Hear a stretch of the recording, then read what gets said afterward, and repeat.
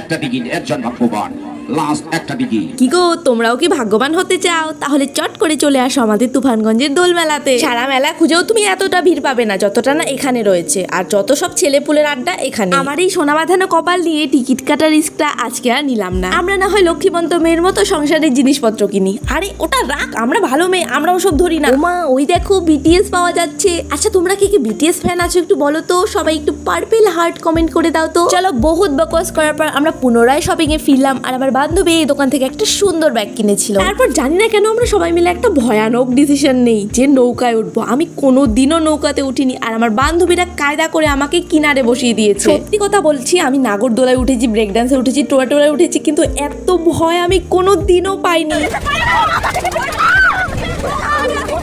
এই যে জমের দুয়ার থেকে ফিরে এসেছি, আর যাব না এখন, আর কোথাও কোনো জায়গায় দাঁড়াবো না, খেয়ে দিয়ে সোজা বাড়ি। যে বাঁচান বাঁচলাম আজকে সত্যি।